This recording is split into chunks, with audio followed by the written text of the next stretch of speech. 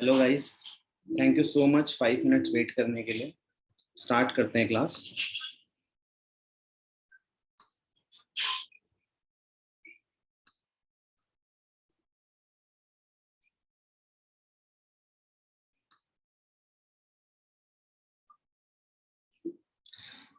तो आज जो हम पढ़ने वाले हैं वो पढ़ने वाले हैं चैप्टर नंबर 4। तो बेसिकली हम आज चैप्टर नंबर 4 को पढ़ेंगे। तो मैं थोड़ा अनकंफर्टेबल हूँ, तो थोड़ा लिखने में मुझे दिक्कत होगी, तो आप समझ जाना मेरी राइटिंग्स को।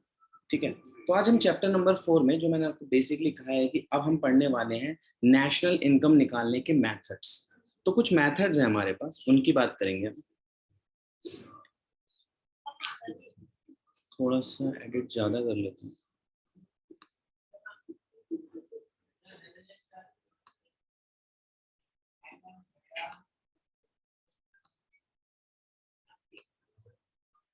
चलिए, तो चैप्टर नंबर 4 की बात कर रहे थे हम, और हम इसमें पढ़ेंगे कि नेशनल इनकम निकालने के 3 मेथड होते हैं।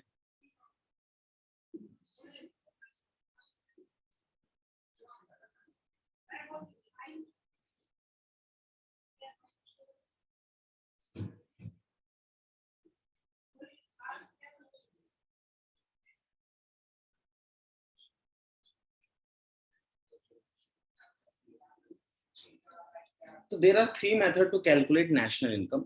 नंबर 1 अब यहाँ पे पढ़ेंगे वैल्यू एडेड मेथड।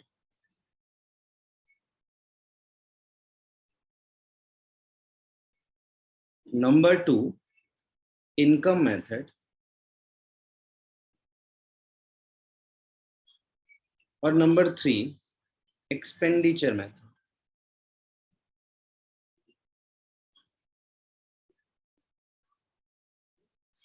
तो ये जो 3 मेथड है, यहाँ पे हम पढ़ने की कोशिश करेंगे कि इन 3 मेथड से हम नेशनल इनकम को कैलकुलेट करते हैं। आज का हमारा टॉपिक है वैल्यू एडेड मेथड। सुनते जाएंगे आराम से और समझते जाएंगे। वैल्यू एडेड मेथड का दूसरा नाम जो होता है, जिसे हम दूसरे नाम से भी पुकार सकते हैं, उसे बुला सकते हैं हम प्रोडक्शन मेथड, या मैं बोलूं प्रोडक्ट मेथड, या मैं कह सकता हूं inventory method.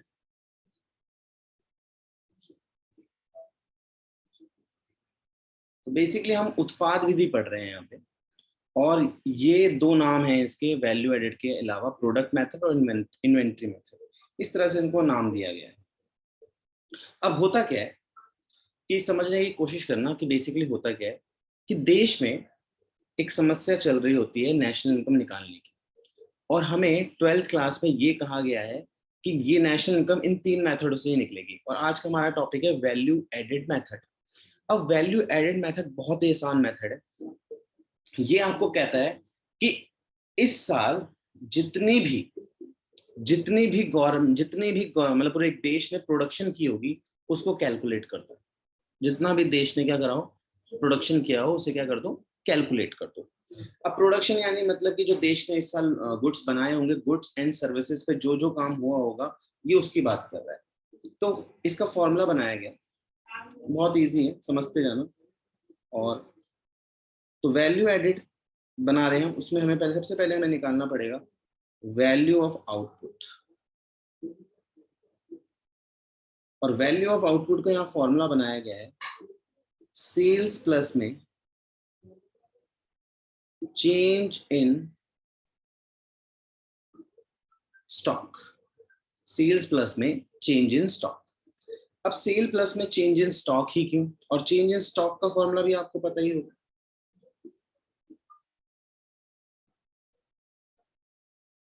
Change in stock का फॉर्मूला होता है closing stock minus opening stock. मतलब चेंज इन स्टॉक निकालना है तो उसका फॉर्मूला है closing stock minus opening stock. Sir ये इसमें से चेंज इन स्टॉक क्यों करते हैं, क्लोजिंग माइनस ओपनिंग क्यों करते हैं? क्योंकि नेशनल इनकम आपको हर साल निकालनी होती है। जब आप नेशनल इनकम हर साल निकालेंगे, तो जो पिछले साल का स्टॉक होगा, जो पिछले साल का क्लोजिंग होगा, वो इस साल का ओपनिंग बनेगा। तो आपको वो माइनस करना पड़ेगा ना, क्योंकि वो ऑलरेडी पिछले साल की नेशनल इनकम में इंक्लूड हो गया होगा। तो सर बेसिकली मुझे इस साल की गुड्स को प्रूव करना है, बिल्कुल जो हमने इस साल के गुड्स प्रोड्यूस किए होंगे हम उन्हीं को कैलकुलेट करेंगे। तो सर फिर क्लोजिंग क्यों कर रहे हो, क्योंकि क्लोजिंग हमने इस साल प्रोड्यूस किया होगा ना। तो मान लेते हैं फॉर एग्जांपल हमने 1000 गुड्स बनाए, कितने गुड्स बनाए, 1000 गुड्स बनाए। अब 1000 में से क्या सारे बिक जाएंगे, जरूरी नहीं है। तो मान लीजिए 1000 में से मेरे 200 बिके, तो मेरी सेल हुई 200 की, ठीक है। और मेरे जो नहीं बिके वो बिके 800, सिंपल है। या मैं रिवर्स कर लेता हूँ, 1000 गुड्स में से 800 की सेल हुई है और 200 के अनसोल्ड हो गए, मतलब बिके नहीं। तो क्या मैंने उन्हें बनाया, नहीं बनाया ना, हम कर रहे हैं value added method, product method, जो क्या करता है, प्रोडक्शन करता है। तो प्रोडक्शन तो 1000 का हुआ है ना, तो हम इसमें सेल्स भी ऐड करेंगे प्लस क्लोजिंग स्टॉक करेंगे। तो मैं ये कह सकता हूं इसका फॉर्मूला इस केस में, कि अगर मुझे वैल्यू एडेड का फॉर्मूला और आगे बनाना हो, कि value of output equals to sales plus closing, closing क्योंकि ये हमारा इस साल का गुड्स है जो बिका नहीं, क्लोजिंग स्टॉक, और माइनस जो ओपनिंग स्टॉक है जो पिछले साल का है, जो हम यहाँ क्यों काउंट करेंगे, ये तो ऑलरेडी पिछले साल काउंट हो चुका होगा, ठीक है। तो इससे ये समझ के आया, अगर मान लीजिए पेपर टफ आया तो इसमें ये भी एक चीज समझ में आई कि अगर पूरे पूरे साल में अगर हमारा सारा स्टॉक बिक गया, एंटायर स्टॉक बिक गया, ठीक है ना, अगर मेरा एंटायर स्टॉक बिक गया, मतलब नोट है, if entire stock is sold, तो क्या फॉर्मूला बनेगा, तो फॉर्मूला बड़ा सिंपल है, value of output equals to sales. ये आपके मल्टीपल चॉइस क्वेश्चन में आ सकता है, ये आपके एग्जाम में आ सकता है, वो भी सीयूईटी के, कि अगर मेरा स्टॉक है ही नहीं तो सिंपल सी बात है कि मैंने 1000 गुड्स प्रोड्यूस किए होंगे, 1000 के 1000 सेल हो गए होंगे, और सेल को हम कैलकुलेट कर लेंगे, तो मेरा निकल के आ जाएगा वैल्यू ऑफ आउटपुट। गेटिंग, क्या निकल के आ जाएगा, वैल्यू ऑफ आउटपुट। अब वैल्यू ऑफ आउटपुट आ गया तो मुझे वैल्यू एडेड निकालने में कोई दिक्कत ही नहीं है। तो अब मेरा वैल्यू एडेड जो हमारा इस टॉपिक का नाम है, तो वैल्यू एडेड का फॉर्मूला हो जाएगा value of output minus intermediate consumption, minus intermediate consumption. Sir ये इंटरमीडिएट कंजम्पशन क्या होती है, इंटरमीडिएट कंजम्पशन का मतलब है जो हेल्प कर रही है उस चीज को करने में। जैसे फॉर एग्जांपल अगर आपने देखा होगा इंटरमीडिएट कंजम्पशन क्या होता है, इंटरमीडिएट कंजम्पशन मतलब जो दोबारा से रीसेल होगी या फर्दर प्रोडक्शन के लिए होगी। जैसे कि मान लीजिए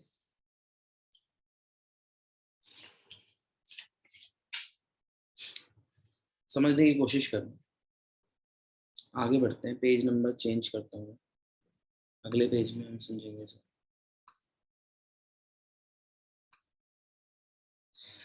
तो मान लीजिए कि एक मिस्टर एक्स है जो प्रोडक्शन कर रहा है, मिस्टर वाई भी है, मिस्टर जेड भी है, और फिर ये गुड्स बनकर किसके पास पहुंच जाता है, कंज्यूमर के पास। ये होता है एक्स जो होगा वो गुड्स को बनाएगा। तो मान लीजिए एक्स ने जो गुड्स बनाए, वो गुड्स बनाए उसने 500 रुपए के, ठीक है। तो जो एक्स की सेल हो गई, सेल वो यहाँ पे 500 रुपए, ठीक है, एक्स की सेल यहाँ पे 500 हो गई, लेकिन वो वाई के लिए तो परचेज है ना, वाई के लिए क्या है, परचेज, परचेज, क्योंकि वो इस 500 रुपए में अपना प्रॉफिट ऐड करेगा। क्या ऐड करेगा, प्रॉफिट। मान लीजिए इसने 200 रुपए ऐड किया और इसकी वैल्यू हो गई 700 रुपए। अब ये इस चीज को 700 रुपए में बेचेगा, तो फिर यहाँ पे जेड के लिए जो परचेज है वो 700 रुपए हो गई। इसमें वो फिर क्या करेगा, उसे प्रॉफिट ऐड करेगा। मान लीजिए उसने प्रॉफिट ऐड किया 300 रुपए, तो ये चीज हो गई 1000 रुपए। तो ये कस्टमर तक या कंज्यूमर तक 1000 रुपए में पहुंचे। प्रोडक्ट वही है, सेम प्रोडक्ट कंज्यूमर तक पहुंचते हुए 1000 रुपए का हो गया। सिंपल सी बात है, 1000 रुपए तक का हो गया। अगर मैं यहाँ पे ध्यान से देखूं, उसी प्रोडक्ट की बात कर रहा हूं, तो मिस्टर एक्स ने भी सेल करी 500 रुपए में। तो अगर हम मिस्टर एक्स की सेल की बात करेंगे तो वो जाएगी 500, ठीक है, सेल्स की बात करेंगे। और मिस्टर वाई की सेल की बात करेंगे तो हो जाएगी 700, देश में प्रोडक्शन होगा। और जेड की सेल की बात करेंगे तो हो जाएगी 1000 रुपए। तो एक ही गुड की अगर सेल की वैल्यू क्या हो जाएगी 2200, 2200 रुपए हो जाएगी एक ही गुड्स की वैल्यू, क्योंकि 3 जने उसी गुड्स को बेचे जा रहे हैं बार बार, पर कंज्यूमर तक वो गुड्स सिर्फ 1000 रुपए में पहुंचे।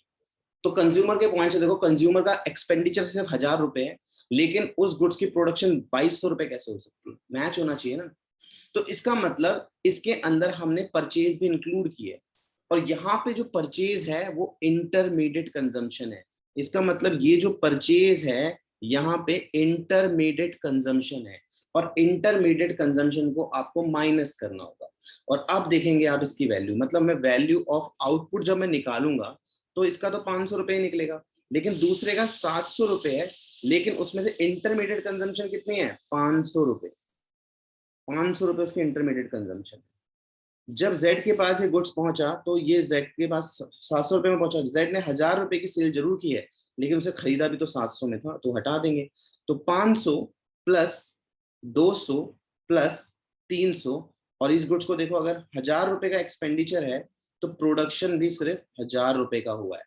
इसका मतलब वाई और जेड ने उस प्रोडक्शन में जो वैल्यू ऐड करी है वो करी है एक्चुअल में 200 और 300। तो एक्स ने जब इस गुड्स को बनाया होगा, मैन्युफैक्चर किया होगा, तो 500 रुपए लगे, लेकिन जब वाई ने इसको आगे बेचा, इस पे वैल्यू ऐड करी, तो इसकी वैल्यू ज्यादा से ज्यादा ऐड करी 200 रुपए, क्योंकि 700 रुपए में इसने बेचा इसको। और जेड ने जब इसे 1000 रुपए का बनाया तो इसने ज्यादा से ज्यादा इसके अंदर वैल्यू कितनी एडिट करी 300 रुपए। तो वैल्यू एडिट का फॉर्मूला हो गया value of output minus intermediate consumption. ठीक है, गॉट इट। आगे समझते हैं।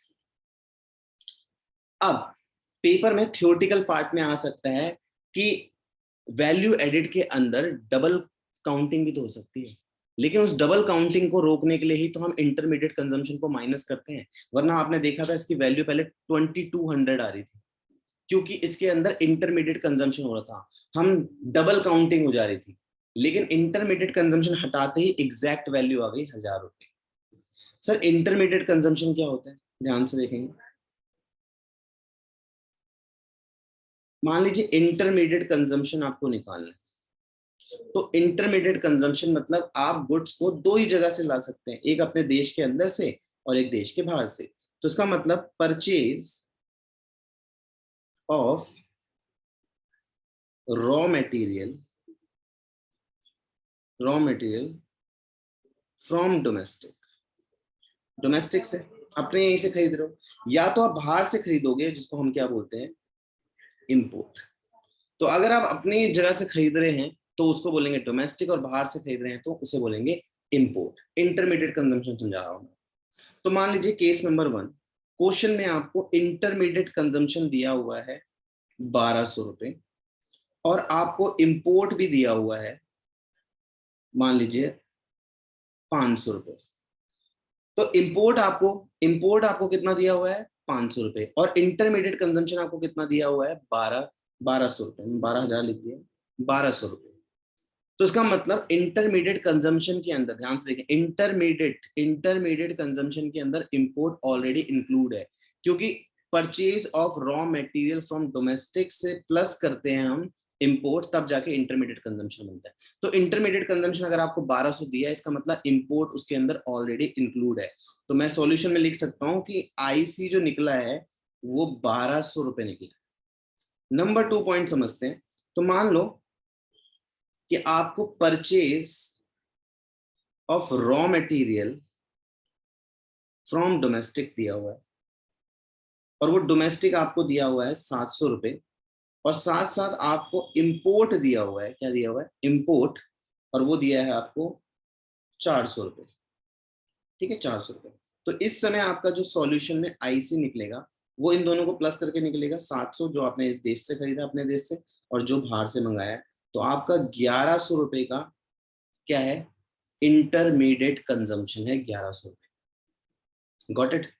अच्छा, तो मान लीजिए तीसरा केस आ गया आपके पास, और वो आया कि परचेज ऑफ रॉ मटेरियल 1000 रुपए, और आपको इंपोर्ट दिया हुआ है 200 रुपए, तब भी आप इसके अंदर प्लस नहीं करेंगे इंपोर्ट को, क्योंकि परचेज ऑफ रॉ मटेरियल आपको ये बोला नहीं है डोमेस्टिक है, तो आप मान लेंगे ये ओवर है, ये टोटल दिया हुआ है आपको।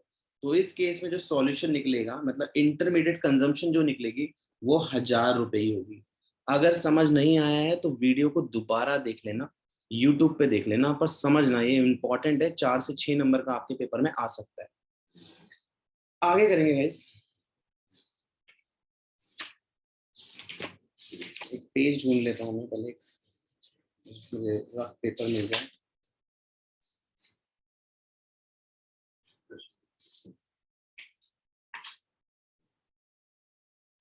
तो आगे करेंगे हम नेक्स्ट पेज, और नेक्स्ट पेज में हम समझने की कोशिश करेंगे कि अगला जो पैटर्न है फोर्थ पैटर्न, और फोर्थ पैटर्न हमें क्या कह रहा है कि मान लीजिए कि आपको जो आपको दिया है इंटरमीडिएट कंजम्पशन, थोड़ा सा कॉमन सेंस यूज करना है यहाँ पे, आपको इंटरमीडिएट कंजम्पशन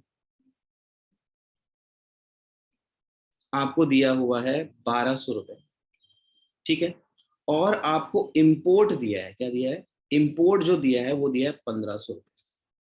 तो आपको मैंने कहा था इंटरमीडिएट कंजम्पशन का फॉर्मूला होता है इंपोर्ट प्लस में purchase of raw material from domestic, लेकिन अगर आप देखें यहाँ पे इंटरमीडिएट कंजम्पशन तो कम आ रही है ना इंपोर्ट से, इसका मतलब ये टोटल नहीं है, और ऐसे टाइम पे आपका सॉल्यूशन में जो आपका एक्चुअल में टोटल आईसी निकलेगा वो निकलेगा 1200 प्लस 1500 इक्वल टू 1700।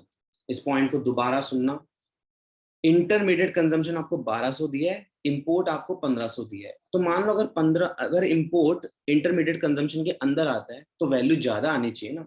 तो कॉमन सेंस लगाओ कि इंपोर्ट 1500 है और इंटरमीडिएट कंजम्पशन 1200 है, तो इसका मतलब अभी तक इसमें इंपोर्ट प्लस नहीं हुआ है, आपको प्लस करना है, तो आप उसमें प्लस कर देंगे, और सॉरी ये 1700 नहीं, ये 2700 आएगा, ठीक है।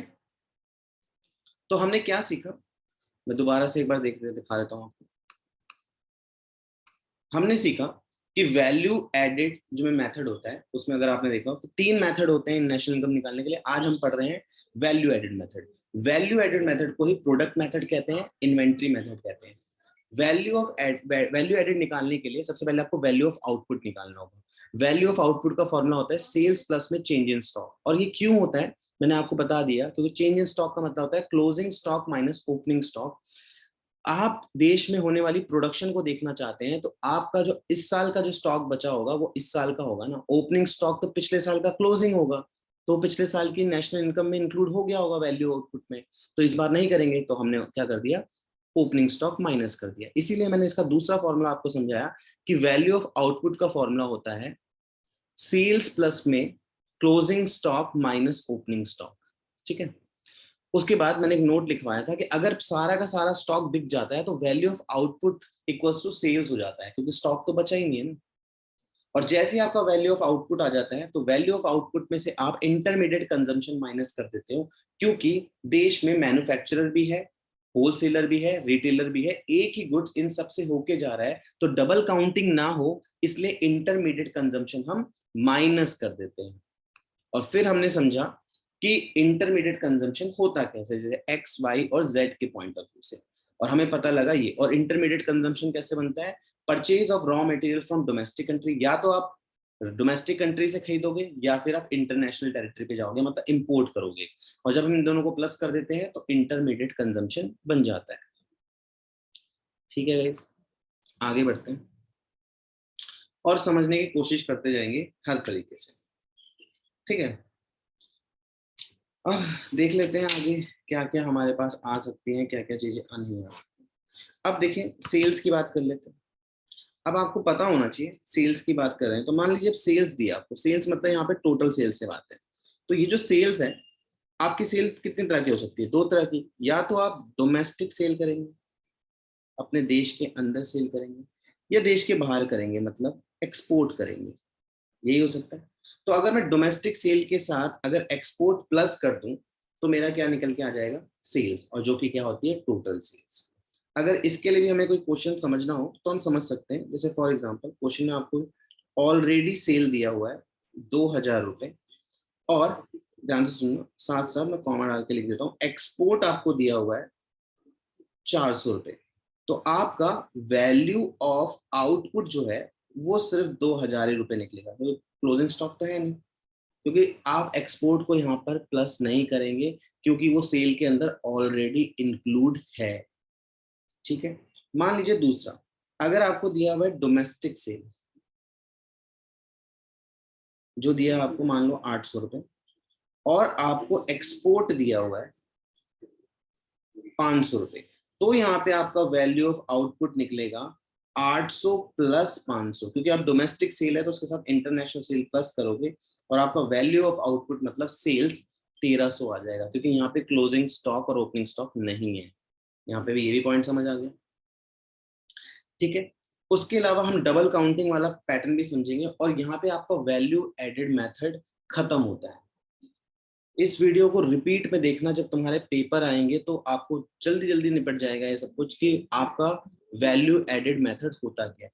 ठीक है, अब वैल्यू एडेड मेथड में हम वैल्यू एडेड मेथड के प्रिकॉशंस पढ़ेंगे जो आपके 4 मार्क्स के आ सकते हैं। ठीक है, तो अब हम जो पढ़ने वाले हैं वो पढ़ने वाले हैं प्रिकॉशंस। प्रिकॉशंस मतलब होता है सावधानी, कि हमें क्या क्या सावधानी बरतनी चाहिए वैल्यू एडेड मेथड के टाइम पे। तो precautions of value added method समझने की कोशिश करेंगे, क्या क्या प्रिकॉशन है, क्या क्या हमें ध्यान रखना है, और ये आपका 3 मार्क्स तक आ सकता है थ्योरी में। क्या पता आपके प्रैक्टिकल के साथ ऑप्शन में आ जाए, तो मैं तो थ्योरी को प्रेफर करूंगा। वैसे तो क्वेश्चन इजी होता है, बहुत आसान है थ्योरी भी। देखो अब प्रिकॉशंस क्या है वैल्यू एडेड मेथड के। नंबर वन पॉइंट कि इसके अंदर इंटरमीडिएट गुड्स नहीं आते। ठीक है, इंटरमीडिएट गुड्स मतलब मध्यवर्ती वस्तुएं इसके अंदर नहीं आती। आप भी जानते हो क्योंकि इससे डबल काउंटिंग होती है, और डबल काउंटिंग को बचने के लिए हम इंटरमीडिएट कंजम्पशन को माइनस करते हैं, तो ये इसके अंदर इंक्लूड नहीं होता। तो हम लिखेंगे are not included in national income. तो नेशनल इनकम में नहीं आएगा तो वैल्यू ऑफ आउटपुट पे भी नहीं आ रहा है, हटा देंगे। दूसरा जो हम यहाँ पे समझने वाली बात है, मैंने आपको कहा है कि हमें डबल काउंटिंग नहीं करनी। तो मान लीजिए ध्यान से सुनिए, कि मान लीजिए फॉर एग्जांपल ये मेरा फोन है। अब ये जो मेरा फोन है ये मैंने डीलर से खरीदा था, मोबाइल फोन के डीलर से, और मैं इसे यूज कर रहा हूँ। इसे यूज करने के बाद मैंने 1 साल चलाने के बाद मैंने इसे बेच दिया। जब मैं इसे बेचूंगा तो ये सेकेंड हैंड हो जाएगा।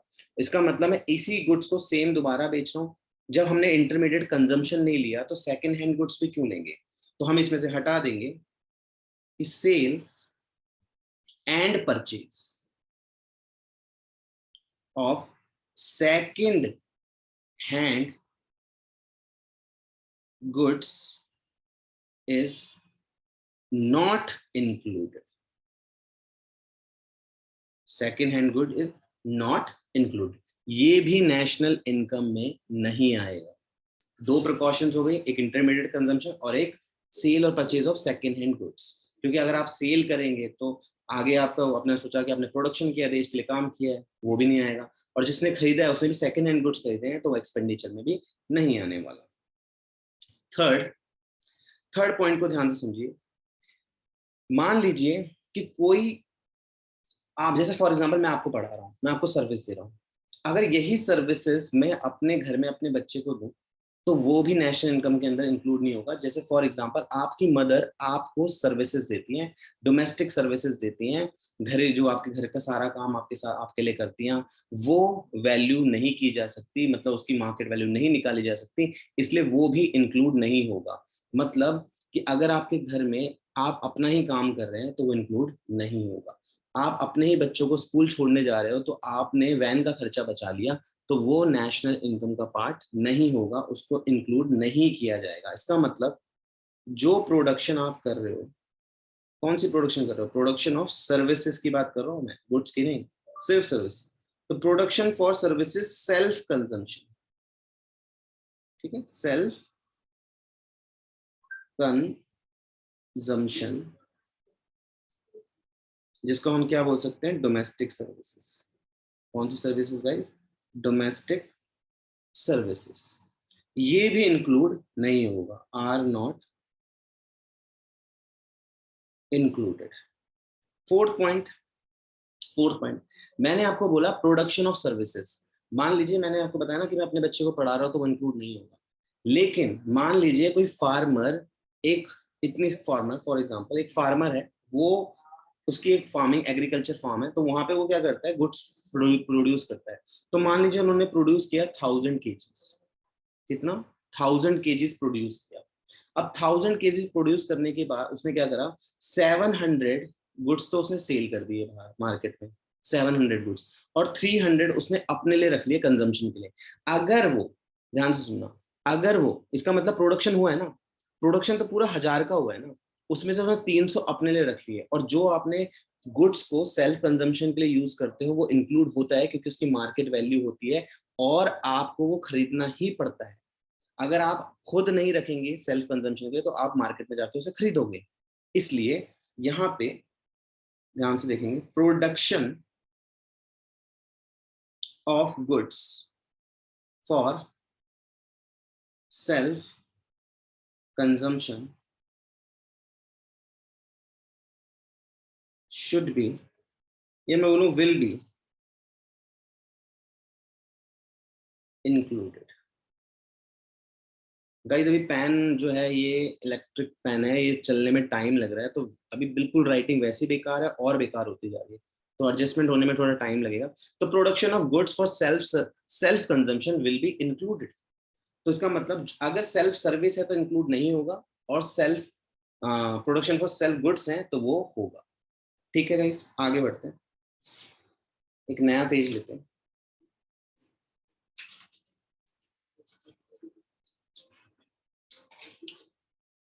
ध्यान से देखेंगे आगे अगला पॉइंट। अगला पॉइंट आपको पता है क्योंकि आपने ऑलरेडी पढ़ लिया। तो फिफ्थ, आगे बढ़ते हैं, रुकिए पेज बढ़ाते हैं। तो नेक्स्ट पेज है फिफ्थ पॉइंट, और फिफ्थ पॉइंट कह रहा है कि आप भी जानते हैं कि इसके अंदर change in stock, change in stock जो होता है वो इंक्लूड होता है, विल बी इंक्लूडेड। और इसका रीजन मैं आपको पहले दे चुका हूं, क्योंकि जो गुड्स इस साल के बचे होते हैं आप उनको ऐड करते हैं, और जो पिछले साल के होते हैं वो माइनस करते हैं, क्योंकि वो ऑलरेडी पिछले साल की नेशनल इनकम में इंक्लूड हो गए होंगे। लास्ट पॉइंट, सिक्स पॉइंट, और ये कहता है कि अगर इम्प्यूटेड वैल्यू, मतलब imputed value of owner occupied house, या हाउसेस लिख सकते हैं, should be included, should be included. ठीक है, तो इसको समझना ये क्या है कि मान लो अगर कोई इंसान अपने घर में रह रहा है, ठीक है, जो अपने घर में रह रहा है, अपने घर में रह रहा है, लेकिन वो रेंट तो पे नहीं कर रहा ना, लेकिन वो उस घर की सर्विसेज तो यूज कर रहा है ना। इसका मतलब अगर आप imputed value of owner occupied, मतलब ऑनर खुद के घर में रह रहा है, खुद के ऑक्यूपाइड हाउस में रह रहा है, तो वो भी इसके अंदर इंक्लूड किया जाता है। तो ये सर्विसेज भी इंक्लूड की जाएगी एकोमोडेशन के नाम से, और इसी को बोलते हैं guys imputed rent, imputed rent. तो ये उसी तरह है जैसे मान लीजिए आपके लिए आपके घर वालों ने सेकंड मंजिल बनाया, सेकंड मंजिल उन्होंने आपके लिए घर बनाया, सेकंड फ्लोर बनाया कि आप जाके वहां पढ़ोगे, लेकिन उन्हें पता लगा 2 साल बाद आप तो पढ़ ही नहीं रहे, आप तो फेल होते जा रहे हैं। तो वो आपको एक ताना मारेंगे, और वो ताना क्या है कि अगर मैंने इसे रेंट पे दिया होता ना तो 4000 रुपए मिल जाते हैं। तो ये जो 4000 रुपए मिल जाते, मिले नहीं है, लेकिन आपने खुद के लिए यूज कर लिया है, तो वो यहाँ पे इम्प्यूटेड रेंट है, और ये इंक्लूड होगा, ये आपके 1 नंबर में आ सकता है। तो ये 6 precautions the value added method के, जो आपको याद रखने हैं। मैं दोबारा से रिपीट कराता हूँ, याद कराता हूँ, पूरी वीडियो देखना, आराम से देखना, पेपर के आने पे टाइम पे भी देखना, आपको बहुत अच्छा लगेगा, समझ आएंगे इसमें। नंबर 1 पॉइंट जो यहाँ पर आता है वो आता है इंटरमीडिएट कंजम्पशन इंक्लूड नहीं होती। नंबर 2 पॉइंट, आप सेकेंड हैंड गुड्स को इंक्लूड नहीं करते क्योंकि उसमें प्रोडक्शन तो हो ही नहीं रहा। नंबर 3, आप प्रोडक्शन कर रहे हो, सेल्फ सर्विस का इंक्लूड नहीं होगा, लेकिन गुड्स का कर रहे हो तो हो जाएगा। तो 4th पॉइंट क्लियर हो गया। 5th, change in stock include होगा क्योंकि इस साल के बचे हुए गुड्स स्टॉक में ऐड होते हैं और पिछले साल के माइनस होते हैं, इसलिए चेंज इन स्टॉक का फॉर्मूला होता है क्लोजिंग माइनस ओपनिंग। और last, imputed value of owner occupied houses, मतलब इम्प्यूटेड रेंट, मतलब इम्प्लिसिट कॉस्ट याद करो आप, कि आप मानो ना मानो वो कॉस्ट तो है ना, आप उतना गवा तो रहे हो ना, तो वो जो है वो इम्प्यूटेड वैल्यू भी नेशनल इनकम का पार्ट होगी। और ये बहुत इंपॉर्टेंट पॉइंट है, मतलब 6 पॉइंट स्टार वाला है। ठीक है गाइस, यहां पर आपका ध्यान सुनना, यहां पर आपका वैल्यू एडेड मेथड खत्म होता है। बस इसमें एक थ्योरेटिकल पार्ट रह गया, डबल काउंटिंग की प्रॉब्लम। ठीक है, एक ये करवाना है। कभी कभी पेपर में ये भी आ जाता है डबल काउंटिंग, और आप जानते हो कि वैल्यू एडेड डबल काउंटिंग की प्रॉब्लम को सॉल्व करता है, क्योंकि वो इंटरमीडिएट कंजम्पशन को माइनस कर देता है। वो उसके अंदर वैल्यू को सिर्फ उतना ही ऐड करता है जितनी वैल्यू ऐड हो रही है, तभी इसका नाम है वैल्यू एडेड मेथड। आप इस प्रोडक्ट में कितनी वैल्यू ऐड कर रहे हो सिर्फ वो इंक्लूड होगा, इसकी मार्केट वैल्यू हर बार नहीं। ठीक है गाइस, तो आज की क्लास यहीं खत्म करते हैं। बड़ी अच्छी क्लास थी, अगर आपको समझ आ जाएगी तो आपको और भी अच्छी लगेगी। ठीक है, ये आपके ऊपर डिपेंड करता है कि आप इसे कितने अच्छे से पढ़ते हैं। इसके क्वेश्चंस दिए होंगे, हम क्लास में अगली जो हमारी क्लास होगी उसके अंदर हम इनके क्वेश्चन सॉल्व करेंगे। ठीक है, और तब तक आप ये पढ़ के रहेंगे। एटलीस्ट मैं आपसे ये एक्सपेक्ट कर रहा हूँ कि आप कम से कम फॉर्मूला पढ़कर आएंगे।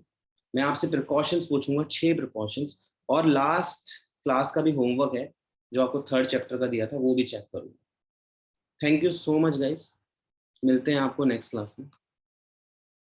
Bye bye guys.